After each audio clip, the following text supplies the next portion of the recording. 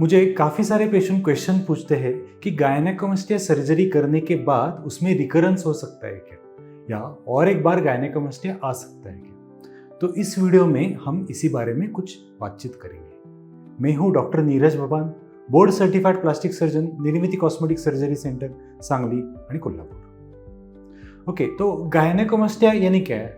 यानी मेल में फेमिनाइन यानी फीमेल टाइप ब्रेस्ट रहना, इसको गायनेकोमास्टिया से कहा जाता है।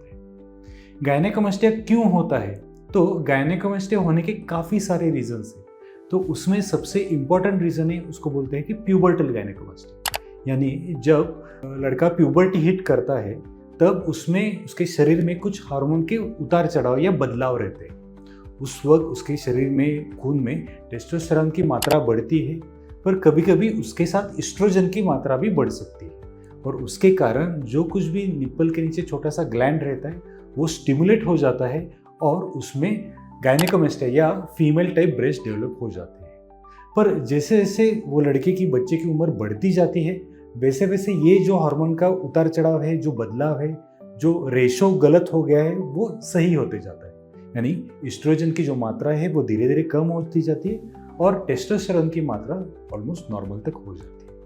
और इस वक्त जो कुछ भी डेवलप हुई ग्लैंड है, जो हमने देखा है काफ़ी बार वो अपने आप कम हो जाती है। यानी ऐसे कहा जाता है कि ऑलमोस्ट समझो 100 बच्चे हैं तो उसमें से 25 बच्चों को जब प्यूबर्टी हिट करते हैं तब उनमें गायनेकोमास्टिया के साइन सिम्टम्स देख सकते हैं। पर बहुत बार ऐसे देखा है कि जैसे टाइम जाता है, 6 महीना, 8 महीना, 1 साल, कभी कभी 1.5 या 2 साल तक भी वेट करने के बाद ऑलमोस्ट 90% लड़कों का जो कुछ भी गायनेकोमास्टिया है वो अपने आप डिजोल्व हो जाता है, क्योंकि जो गायनेकोमास्टिया बनने के लिए जो एस्ट्रोजन और जो हार्मोन का जो स्टिमुला है वो कम होते जाता है।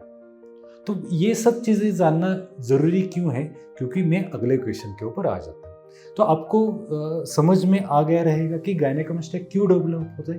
क्योंकि उस वक्त एस्ट्रोजन की मात्रा बढ़ती है, उसकी वजह से ब्रेस्ट ग्लैंड स्टिमुलेट हो जाता है और ब्रेस्ट डेवलप हो जाती है। जब हम गायनेकोमास्टिया सर्जरी करते हैं तब हम सर्जरी 2 पार्ट में डिवाइड करते हैं। पहले पार्ट में क्या करते हैं, हम लाइपोसक्शन करा के लेते हैं। जो चेस्ट रहता है, चेस्ट का जो कुछ भी एरिया है, जो हम पहले सर्जरी के पहले हम उसको मार्क कर देते हैं और एरिया में से जो कुछ भी फैट रहेगा वो फैट सब हम निकाल देते हैं, एकदम छोटा सा इंसिजन लेके। बहुत बार फैट निकलने के बाद जो रहा रहता है उसको हम ग्लैंड बोलते हैं, और जो ग्लैंड रहता है वो हम निप्पल के नीचे एकदम छोटा सा इंसिजन लेते हैं, जिसको पेरी एरियोलर इंसिजन बोलते हैं, और कभी कभी निप्पल इंसिजन भी कहा जाता है।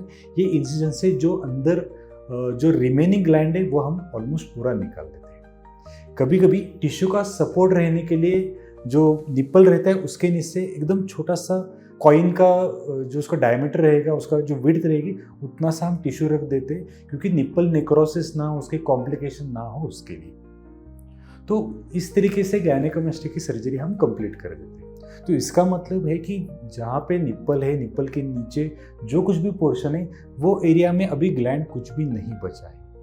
तो फ्यूचर में कभी आपका कुछ एस्ट्रोजन के बदलाव आ जाएंगे और कुछ इशू की वजह से आपका वजन बढ़ना चालू हो जाएगा, तो बहुत बार हमने क्या देखा है कि वो रीजन छोड़ के बाकी के रीजन में फैट डिपोजिशन हो सकता है, पर वो रीजन में फैट डिपोजिशन होने के चांसेस काफ़ी कम है।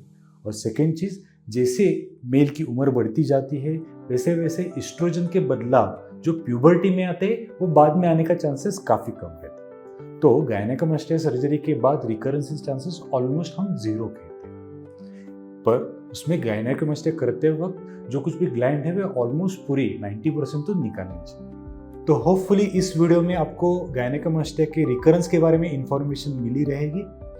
इस क्वेश्चन के ऊपर, इस सब्जेक्ट के ऊपर आपको कुछ मन में शंकाएं हैं तो कमेंट बॉक्स में पोस्ट कर सकते हैं। हमारे YouTube चैनल है उसको सब्सक्राइब कर सकते हैं।